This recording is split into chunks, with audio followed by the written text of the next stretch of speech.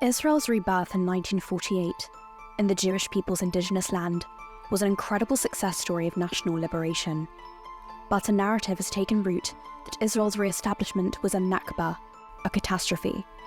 That well-armed, well-financed Jewish immigrants overran peaceful Palestinian villages, expelling Palestinians from their homes and their country. This narrative is believed throughout the Arab world, and increasingly in Europe and America. If Israel was born in original sin, if the Jews really did ransack placid villages, murder children in front of parents and parents in front of children, and expel the rest, then Palestinian hatred for Jews in Israel and their refusal to make peace would be understandable. But it's nonsense. Israel was not born in original sin. With a few exceptions, there were no expulsions nor any policy of harming innocents. On the contrary, as early as 1937, Israel's founding father, David Ben-Gurion, wrote to his son, "We do not wish and do not need to expel Arabs and take their places. All our aspiration is built on the assumption, proven throughout all our activity, that there is enough room in the country for ourselves and the Arabs." In 1947, even after much violence and conflict, Ben-Gurion's core beliefs about living in peace with the Arabs hadn't wavered. In our state, there will be non-Jews as well, and all of them will be equal citizens, equal in everything without exception. The attitude of the Jewish state to its Arab citizens will be an important factor, though not the only one, in building good neighbourly relations with the Arab states. Despite the Jews' attempts to live peacefully with their neighbours, the Palestinian Arabs' primary leader, Grand Mufti Haj Amin al-Husseini, chose to make common cause with the Nazis. He spent much of World War II in Germany, where he urged the accelerated extermination of the Jews, helped organise Bosnian Muslim SS units that committed grave war crimes, and broadcast pro-Nazi propaganda to the Arab world. Though the Mufti's actions directly implicated the Palestinian movement in the Holocaust, the Jews still tried to reach an accommodation with their Arab neighbours. In 1947, the United Nations voted to partition the Palestinian mandate into two states, one Jewish, one Arab. The Jews agreed, despite their deep disappointment at how little land they would receive. The Arabs denounced the resolution and vowed to go to war to kill it. In May of 1948, the Arabs launched a brutal war against the reborn Jewish state in which more than 1% of the tiny nation's Jewish population would be killed. They expected an easy victory, but the Jews, with nowhere else to go and their survival at stake, put up fierce resistance. When the Arab armies began to fall back from their initial victories, Palestinian Arabs panicked and started to flee, creating the refugee problem that endures to this day. Were those Palestinian refugees expelled?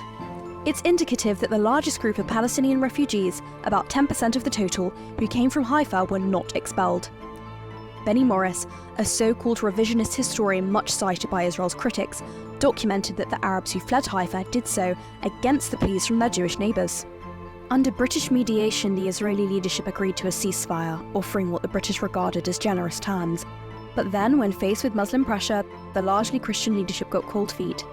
A ceasefire meant surrender and implied readiness to live under Jewish rule. They would be open to charges of collaboration and treachery, so, to the astonishment of the British and Jewish military and political leaders gathered on the afternoon of the 22nd of April at the Haifa Town Hall, the Arab delegation announced that its community would evacuate the city. The Jewish mayor, Shabtai Levi, and the British commander, Major General Hugh Stockwell, pleaded with the Arabs to reconsider, but the Arabs were unmoved. Had the Palestinians accepted partition, a Palestinian state would have been created alongside Israel in 1948, and there never would have been a single Palestinian refugee. Palestinians have repeatedly refused statehood offers after 1948. In 2000, the Camp David peace talks hosted by President Bill Clinton resulted in a peace plan known as the Clinton Parameters. Despite the vast concessions the plan required of Israel, Israeli Prime Minister Ehud Barak accepted. Palestinian leader Yasser Arafat refused, returned home, and launched a new terror campaign against Israeli civilians, the Second Intifada, in which more than 1,000 Israelis would be killed. Despite the violence, Barak persisted, expanding the Clinton Parameters with an Israeli proposal at Taba. Arafat refused again. Israel tried to make peace once again in 2008, going beyond the Clinton proposal, with a plan that would have annexed major Israeli settlements, given equivalent Israeli territory to the Palestinians, and divided Jerusalem. Tens of thousands of Jews would have been uprooted. A preliminary agreement was even reached on the Palestinian claim to right of return. Palestinian Authority President Mahmoud Abbas turned it down. History shows that Palestinian leaders have rejected every chance at a state of their own and caused most of their own problems. But thanks to endlessly repeated propaganda, many in the West act as if Israel caused the Palestinian refugee problem. As if Israel is the one that refuses to make peace. As if Israel stands in the way of a Palestinian state. The Palestinian Nakba narrative is a myth that turns history on its head.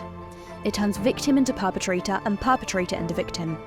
This myth does nothing but encourage the Palestinians to continue rejecting compromise and peace.